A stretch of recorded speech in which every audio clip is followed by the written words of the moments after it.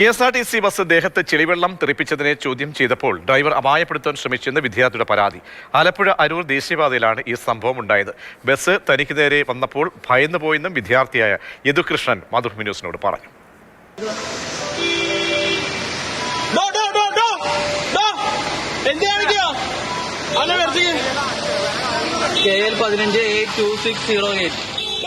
ഞാൻ രാവിലെ കോളേജിൽ പോണ വഴിയായിരുന്നു.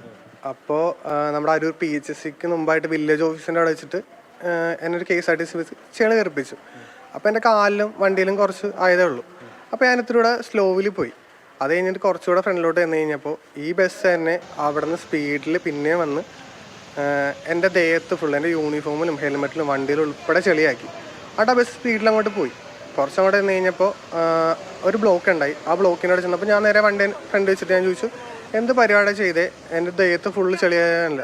അപ്പോൾ അതിനെന്താണ് ഡ്രൈവർ ഒരു തുണി എടുത്ത് എൻ്റെ ഫ്രണ്ടിലോട്ട് കണ്ട് തുടച്ചോന്ന് പറഞ്ഞു. ഞാൻ പറഞ്ഞ ചേട്ടാ, ഇത് തുടച്ച് കഴിഞ്ഞിട്ടുണ്ടെങ്കിൽ എനിക്ക് കോളേജിൽ പോകാൻ പറ്റുമോ, ഞാൻ ഈ കോലത്തിൽ ഞാനിങ്ങനെ കോളേജിലോട്ട് പോകുമെന്ന് പറഞ്ഞു. ഇതിനൊരു തീരുമാനം ഉണ്ടാക്കിയിട്ട് നിങ്ങൾ പോയാൽ മതിയെന്ന് പറഞ്ഞു. അപ്പം എന്നോട് പറഞ്ഞു, നിങ്ങൾ എന്താ വെച്ചാൽ കാണിച്ചു. അപ്പോൾ ഞാൻ പറഞ്ഞു, ഞാൻ പോലീസിനെ വിളിക്കാം, പോലീസ് വന്നിട്ട് പോയാൽ മതിയെന്ന് ഞാൻ പറഞ്ഞു. ഞാൻ വണ്ടി നിങ്ങളുടെ മുന്നിലേക്ക് എടുക്കുകയാണ്, പേടിച്ചിരുന്നോ?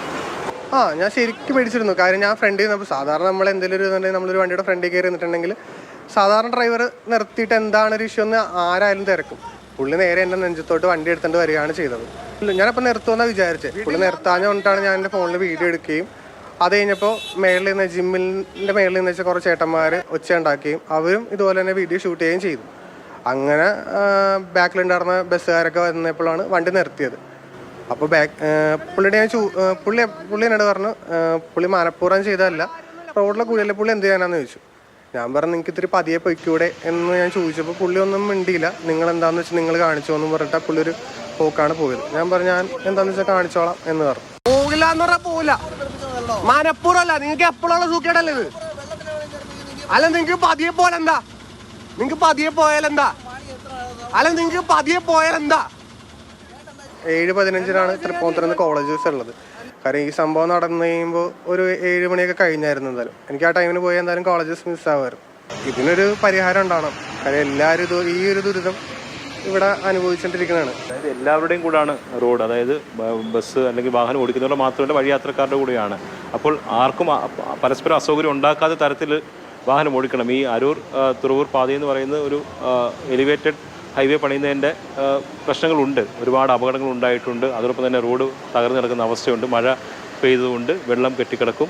അവിടെ വാഹനം വേഗത്തിൽ പോയി കഴിഞ്ഞാൽ ഈ തരത്തിൽ യദുകൃഷ്ണൻ ഉണ്ടായ പോലെ സമീപത്തുള്ളവരുടെ ശരീരത്തിലേക്ക് വെള്ളം തെറിക്കുക. അപ്പോൾ അതിനൊരു പരിഹാരം ഉണ്ടാകേണ്ടതാണ്. ഏറ്റവും പ്രാഥമികമായിട്ട് ചെയ്യേണ്ടത് ഡ്രൈവർമാർ ഇതുവഴി വാഹനങ്ങൾ ഓടിക്കുമ്പോൾ വളരെ പതുക്കെ പോവുക എന്നുള്ളതാണ്.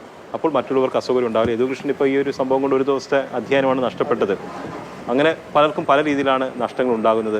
എല്ലാവരും ഇക്കാര്യത്തിൽ ശ്രദ്ധ പതിപ്പിക്കുക എന്നുള്ളതാണ് യദുകൃഷ്ണൻ്റെ ഒരു ആവശ്യം. മനോജ് മാളശ്ശേരിക്കൊപ്പം S. അരുൺ ശങ്കർ, മാതൃഭൂമി ന്യൂസ്, കൊച്ചി.